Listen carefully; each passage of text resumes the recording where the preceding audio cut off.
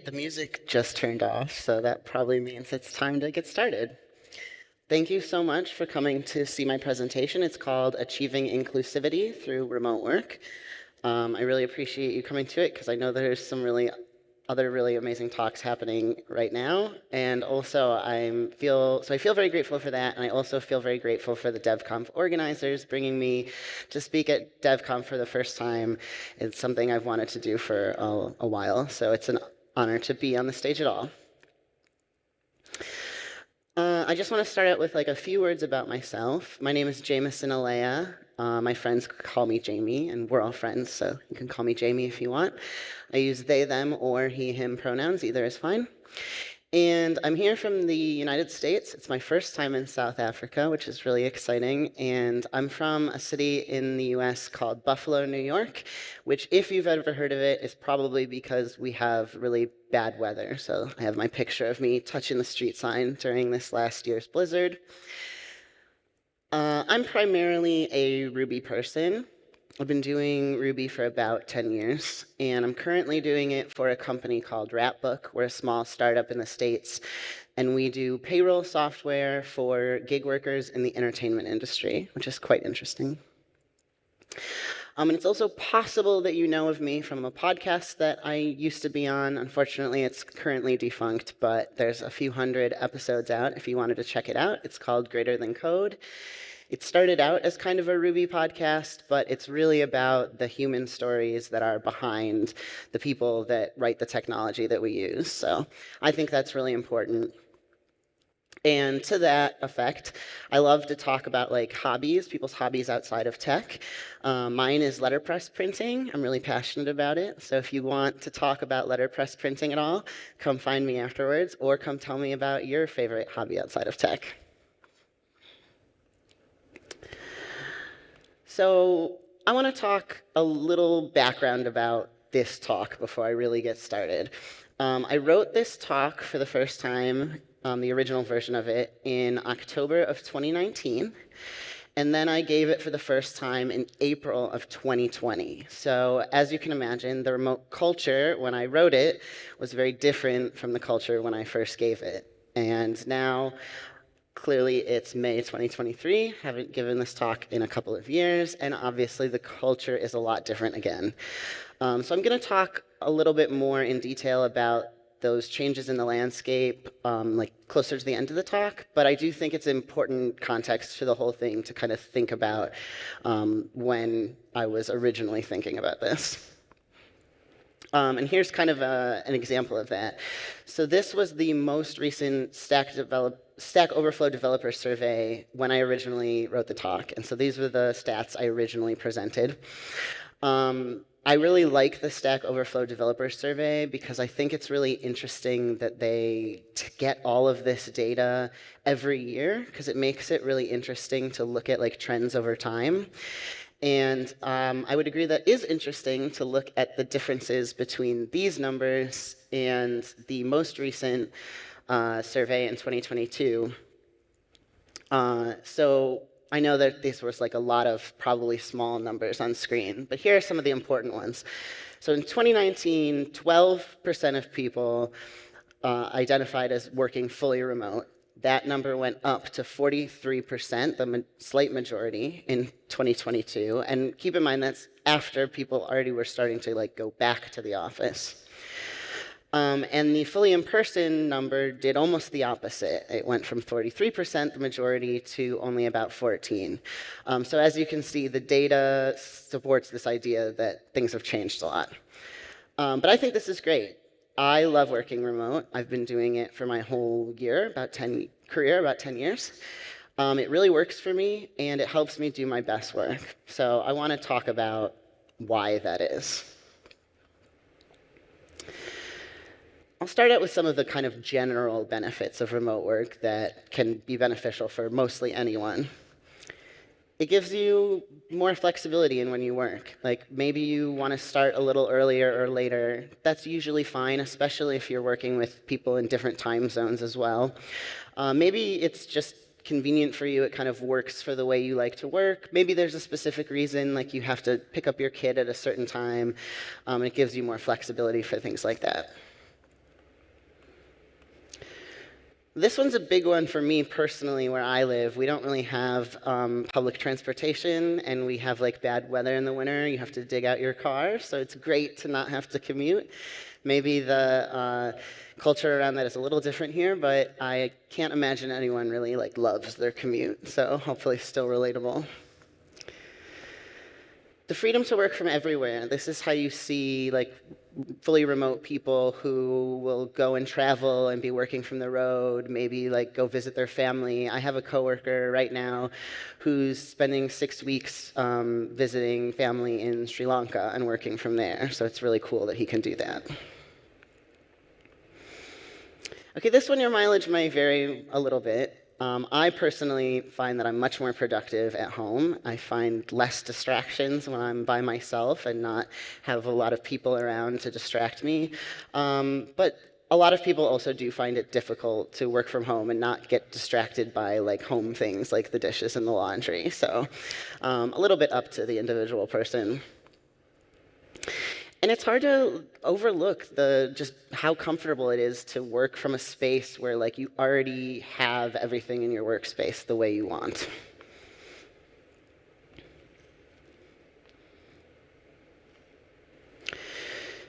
So again, that list of benefits was in general. But the word benefits is kind of interesting because I think it can kind of mean two different things.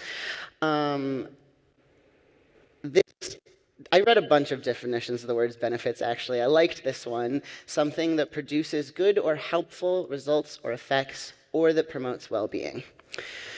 But some benefits are nice things to have. They're making your life better than it would have been without them. Other benefits are things that you need to make it possible to do something that you might not have otherwise been able to do. And that's kind of what this talk is about. There are people for whom remote work is more than just a little extra convenience. It's really making it possible for them to do something that might not have been possible otherwise. So it's cool to think about what benefits you want to extend to people, but I think that it can be more helpful or perhaps more important to think about like what problems you want to help people solve. And kind of what I'm getting at here is that what benefits are really valuable to people are different for different people, and they're often different for folks in different demographics. So if you're striving for a diverse team, this becomes really important. So like, why do people want a diverse team? Besides just that it's like the right thing to do to give people, all kinds of people, opportunities. I think that's a good enough reason to do it. But actually it will also make your team objectively better for a couple of reasons. It turns out that we're not really that great at anticipating the needs of people whose needs are very different from our own. And so having lots of people who have lots of different kinds of needs really spreads that out. An anecdote that I like to tell as an example of this is there was a company, this was about a decade ago in the US, that was rolling out this new technology for automatic hand dryers, like you put your hands under the dryer and it turns on. And so they put these out all over the States and then found out that like the technology they developed didn't detect black skin. So people with black skin put their hands under, it doesn't turn on, which is really unideal and really embarrassing for them because now it's really obvious to everyone that like no black person was involved in any part of this process who would have immediately noticed that. And so to have people on your team who will like immediately notice those kinds of things is like proof of a stronger team. Also, in general, the tech industry has a diversity problem. There's like a lot of people who just want to hire people that are like already like everyone that's on their team and call it culture fit or whatever. So not only does that mean that they're not having these different perspectives that I just talked about, but also like they're not always getting the best candidates. And so there's really talented people that are getting overlooked for no reason or bad reasons that would be amazing additions to your team. And like you could hire those people. I want to talk briefly about the words diversity and inclusion, because they're both words that you hear a lot in the industry, and people sometimes use them kind of like interchangeably, but I think they have fairly different nuance.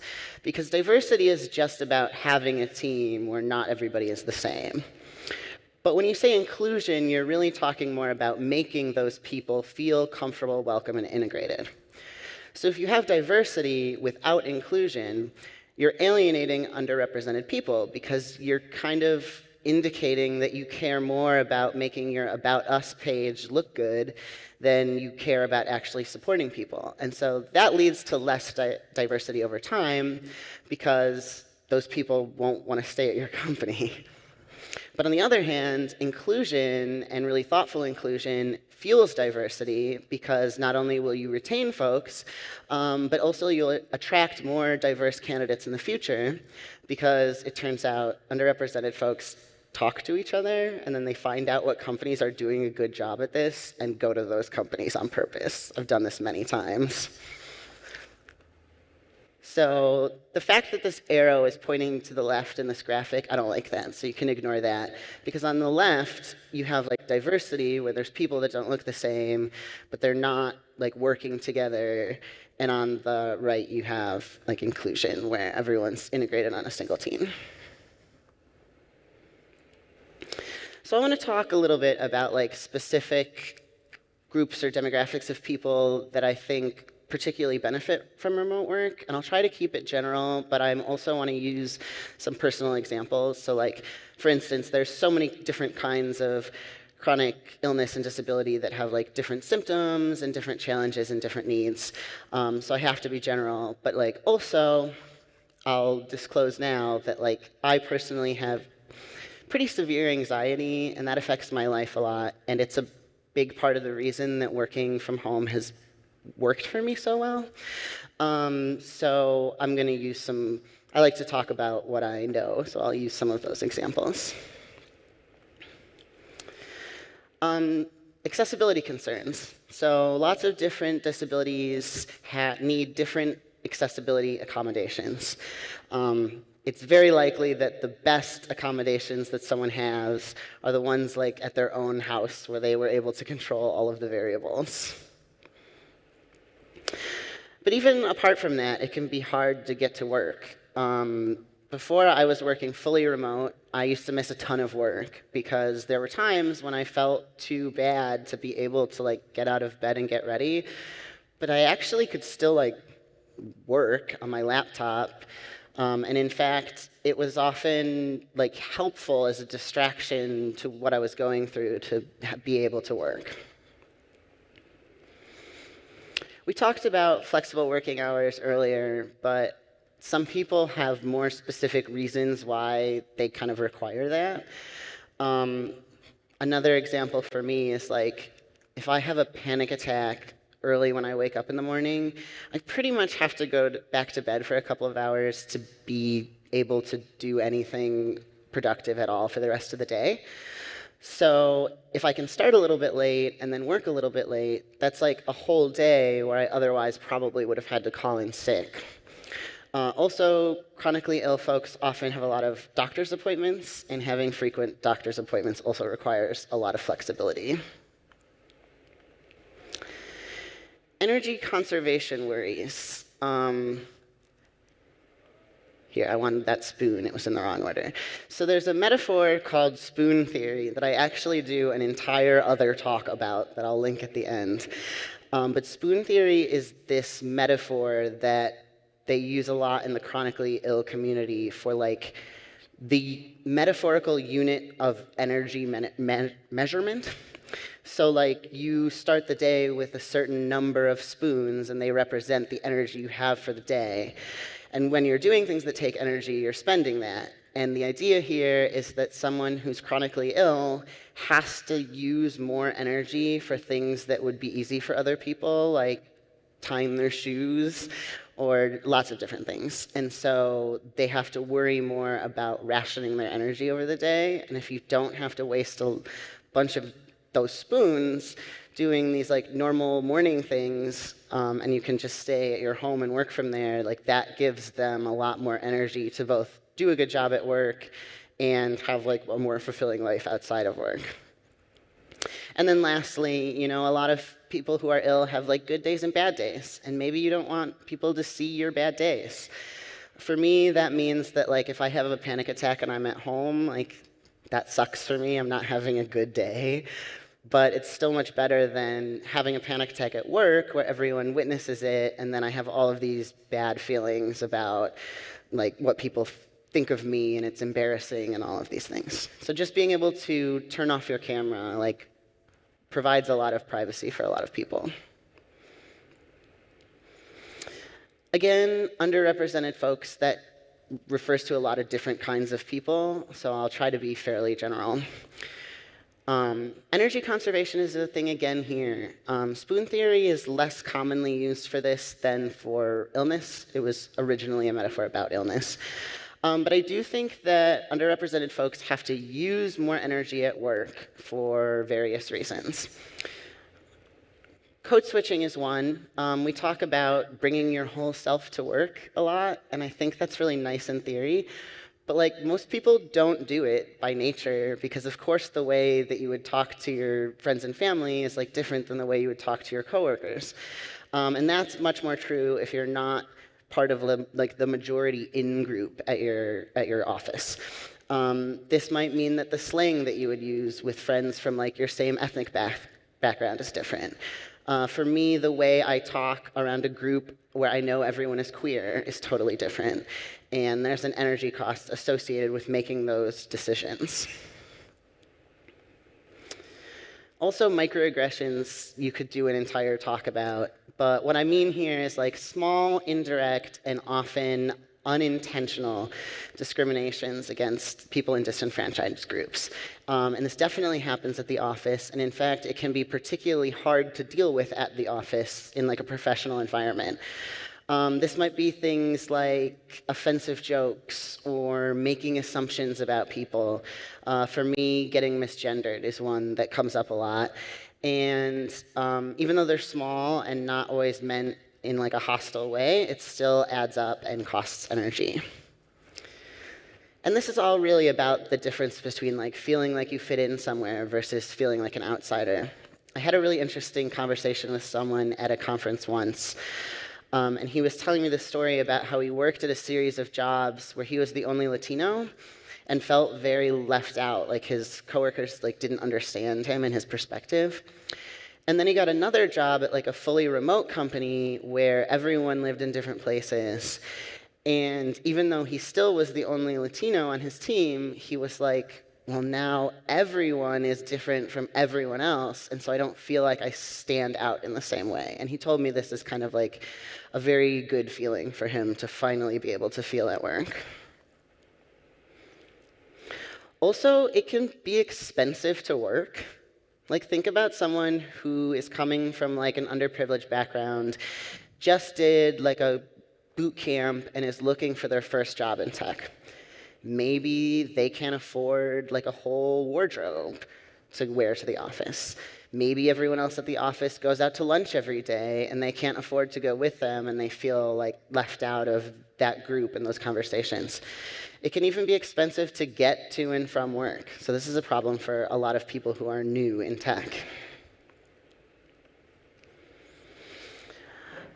Speaking of resources, not everyone has the resources to live in major urban areas where a lot of jobs are.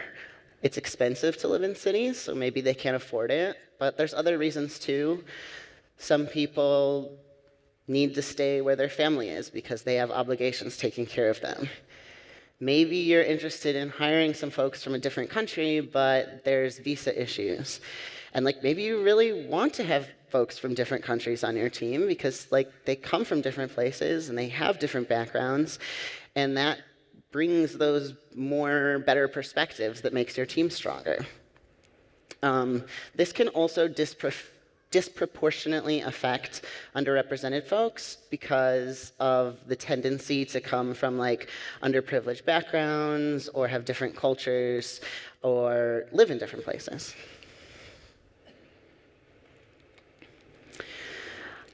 I'm going to take a couple of slides to focus specifically on the trans community in this context. There's a couple of reasons for that.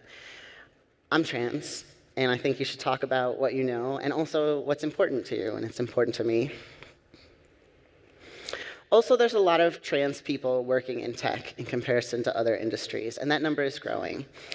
That means the likelihood that you are working with a trans person, or you will be on your team, is also growing. And so understanding that perspective will help you work with them. I also think the reason that tech jobs seem to be lucrative for trans folks is because remote work is possible in tech, and it's not in all industries.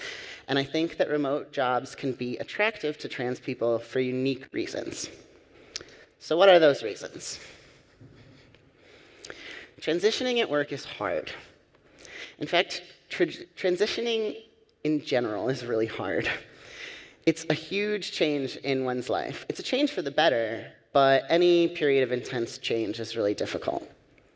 And you have to worry about if people are going to be respectful of you in your regular life and in work. But even if you're in a good situation at your work where everyone wants to be respectful of you, that's not always the case. I'm lucky it's pretty much been the case for me in my career. But even still, there are unique challenges. Like, what should I wear to work? A lot of trans people have a lot of baggage about wardrobe. And also, when someone first comes out as trans, often they have to replace their entire wardrobe, like at once, which is very difficult to do. And so it usually happens over time. And that means that newly out trans people often just don't own a lot of clothes, especially like clothes nice enough to wear to an office. Okay, and what bathroom should I use when I'm there? It's hard for me to express to other people like how stressful it is as a trans person to try and use the bathroom in public. I know in the American media, this is like a big like hot ticket news story right now, so like we hear about it all the time. I'm not sure about the culture here. I'm going to recommend a talk at the end that's like all about tips for supporting trans folks in the workplace that'll go farther into like why some of these things are. But just trust me that like using the gender-neutral bathroom in my own house just cuts out so much stress for me. The existential horror of being perceived in my physical form is pretty much always active. But like transitioning often causes folks to go through kind of awkward teenage phases, especially if you're on hormones, then like literally awkward teenage phases where like you get teenage acne again and stuff. So it can be nice to just be able to turn your video if you're having a bad day. Some people also, it's really important to them to be able to kind of keep their transition private. They want to like emerge from a cocoon when they feel ready, and that's not how I did it, but I totally respect that, and remote work can really help people be able to achieve that. If you're just starting to use a new name and pronouns, it takes people practice to get good at using those. Even if they are totally supportive and want to be respectful, it's hard for people to always get it right. And when you're working remote and a lot of your conversations are through text, that makes it easier because it's easier to like catch yourself and correct yourself before you get it wrong in text. You have like another second in your mind, you know? Like I worked at a company for a while where everyone really wanted to be respectful. They always got my stuff right on Slack. But then when we had in-person meetups, which I wanted to be really excited about to like get to see my teammates that I don't always get to see, but it was really stressful for me because they would get it wrong more often when I was there in person, and like they weren't trying to be mean about it. It just worked different in their brain when I was there with them, but it was really challenging for me. Also, correcting people can be really stressful, so being able to do that over text I find much easier than having to like speak up when you're in person or on a call. Also, not every trans person has surgeries. I did, a lot of people do, and I was worried about having enough time off to recover from my surgery. That might also be more of a US thing where we have awful policies about that. But I ended up being able to take off less time than I feared because, again, I could like work from my bed with my laptop when I was recovering. And also people didn't have to perceive my physical form during that, so that was also a relief.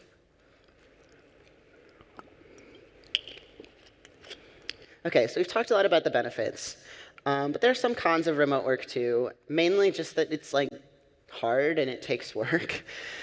There's lots of articles and talks, I'll link one at the end, about like the challenges of remote work and tips for working remotely effectively.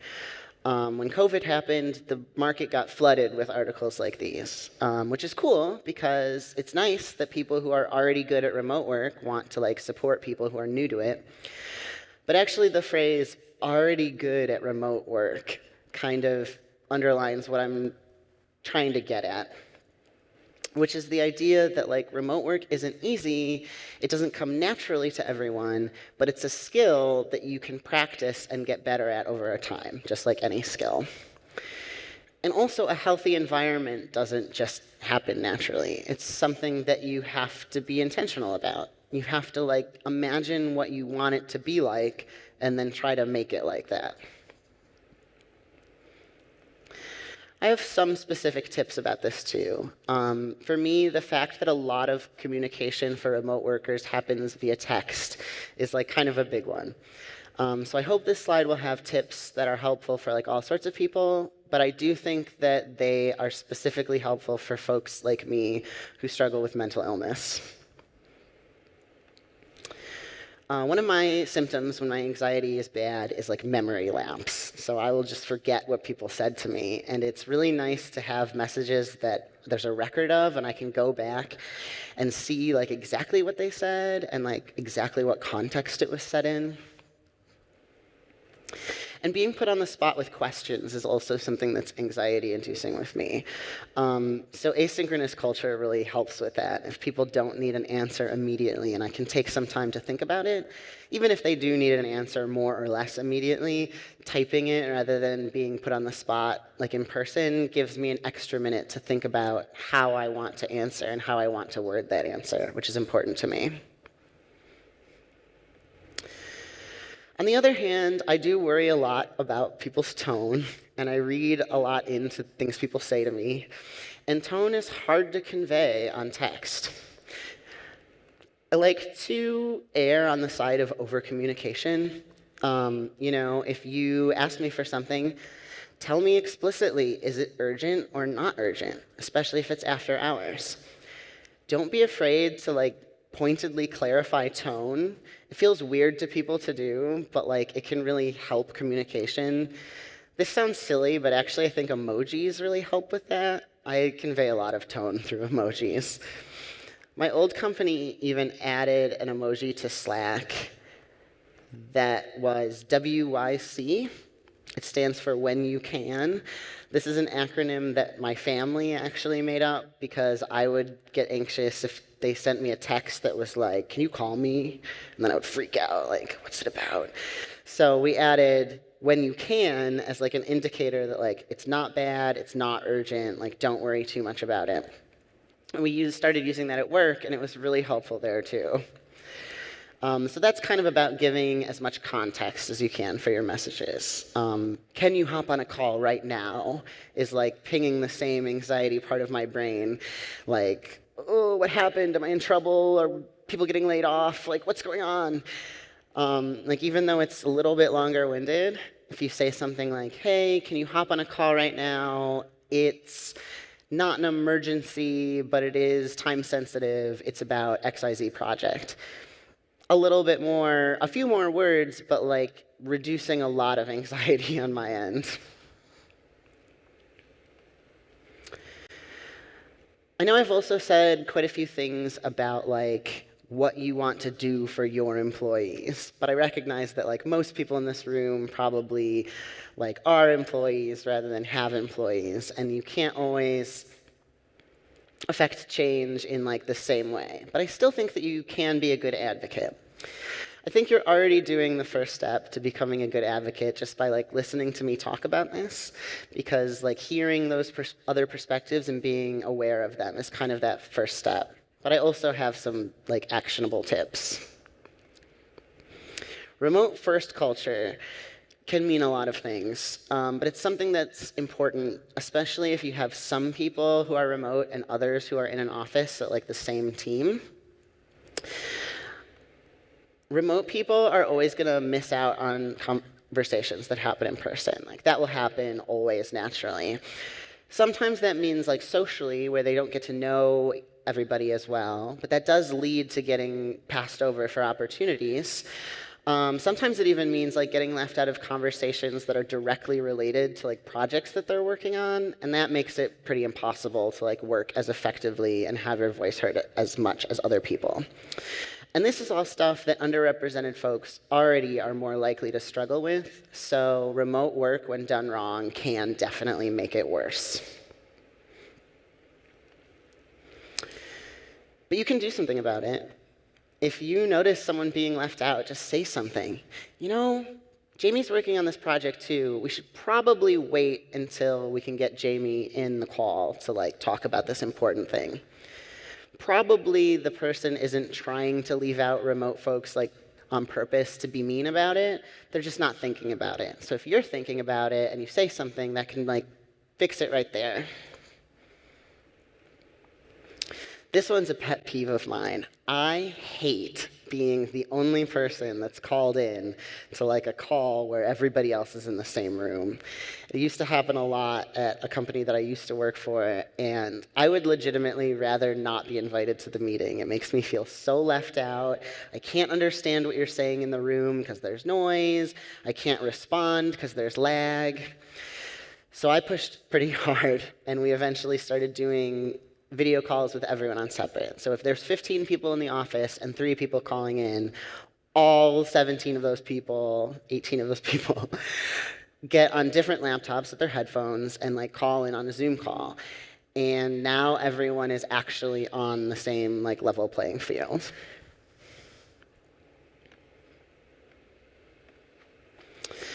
Like I said, even in a whole talk about microaggressions, I couldn't cover everything because it's such a big topic. But like in general, a good way to be supportive of folks is to like get better at identifying microaggressions so that you can A, not do them yourself, and B, ideally try to stop other people from doing them. So here's at least a couple that are directly related to the stuff I've been talking about here. Don't comment on people's appearance on video calls. There's no reason for it. It only makes people feel uncomfortable. If someone looks tired, if they got a bad pimple, if they're wearing pajamas, it's easy and costs no money to just not say anything about it. And in fact, allow people to keep their video off, at least some of the time. I know a lot of places push for people with video on. I actually do think there's a lot of value to that, to get to know your coworkers better. But like, if some people need to turn their video off some of the time, assume that there's a reason for that and like, don't make them feel weird about it. Also, correct name and pronouns are not just for when you're with someone. This is something that I have a lot of anxiety about if I'm remote and I know there's a bunch of people together in an office that I'm not there. Like, are they misgendering me when I'm not there? I worry about that, partially because it's disrespectful, but also because like that's them practicing getting it wrong. So they're more likely to get it wrong when I will be there to feel bad about it. So just don't let people do that. If you hear people getting it wrong and the person's not there, a gentle correction will go a long way.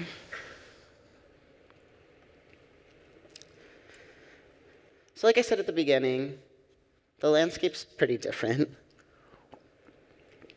I had this Pandora's box slide in my original version of the talk. It's a box that once opened cannot be unopened. In Greek mythology, the box is full of curses, and when they opened the box, all the curses got out, and it was too late. You couldn't put them back in. So that is pretty much what living through the COVID-19 pandemic felt like in a lot of ways. But there was something else that also got let out of that particular box, which is that lots of people were suddenly working from home for the first time. And for years, there had been people, like me, trying to advocate for like all these reasons I've been talking about why remote work would help them. And a lot of companies were saying things like, well, we can't do it. It's not possible logistically. Well, it turns out now we all know that it is possible and we can do it if we actually want to.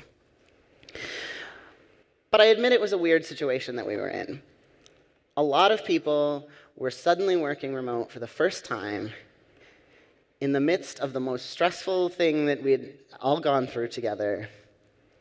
And honestly, I'm not shocked that not everybody liked it. In fact, remote work's actually really not for everyone. Like, there's some people that will always prefer going into an office, and that's totally fine. There are valid reasons for that too. So I went on a bit of a crusade in 2020 because I was really afraid that people were gonna work remote, think it sucked, and tell everybody that it sucked. Just because working remote in 2020 sucked, which it did because everything in 2020 sucked. Companies suddenly had to switch to remote. They weren't prepared. They didn't have the time to do the setup that they would have liked to do. And meanwhile, everyone's stuck at home, surrounded by the most existentially terrifying distractions ever. So it was awful. But I really hoped that at least some people would kind of be able to see past this environment that we were in, to see these benefits of remote work that I've been talking about. And I think it seems like at least some people did. As I suspected when I gave this talk in 2020, companies have been having a hard time closing the box because people are pushing back, employees are pushing back about having to give up this benefit that they've come to enjoy and come to kind of expect. I do wonder if we're going to start to see people who like to work remote going to fully remote companies, and then people who like to work in an office going to different companies that are fully in person, and kind of people self-separating in that way. I'm curious if this is going to make the hybrid model kind of slowly disappear. But before I start to speculate too wildly, let me show you the last slide from my original talk. If you remember in May 2020, we barely understood what was going on in the present. It was impossible to speculate about what was going to happen in the future. And now we have had a few more years to start to see how things are starting to shake out. But actually, I think it still feels kind of hard to speculate in kind of a similar way. We're in pretty uncharted territory now. I'm curious how it's going to go. But it does make me feel hopeful to see people who are fighting for their right to work remotely. I don't think that's going to go away, and I think it's going to keep making our industry more welcoming and more inclusive, and ultimately better for it. I will put these slides on the internet, so don't worry too much about these links. But these are the talks that I mentioned during it. The first is my Spoon Theory talk. It was from RailsConf 2019. The last two are both from RailsConf 2019. The first by Marla Zasheen, and the second by my friend Julian Fitzpatrick. That's all I've got. Thank you so much. This is kind of a vulnerable talk for me, but it's important to me. So I really appreciate being given the space and the empathy to be able to talk about it. So thank you.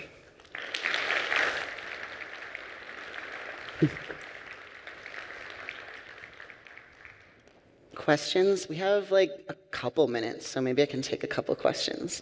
Hi. Oh, that does work. Hi.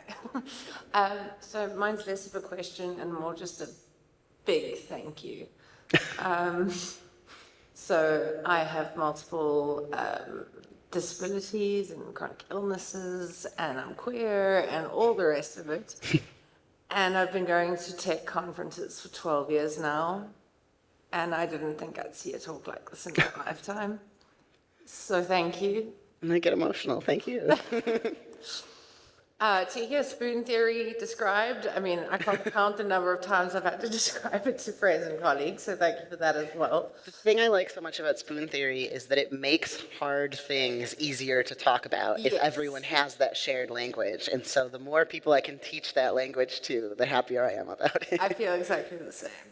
And then something my team, so I've got an incredible team, and something we've implemented, which I can recommend to you and anyone else listening here, is we actually have a Slack status that we put on if we're having a bad day, and like no one asks questions. It's just like, okay, you have that Slack status. I will only contact you if it's important. Otherwise, I'll just let you be. I love that. So that's just a suggestion. I love tips. Thank you.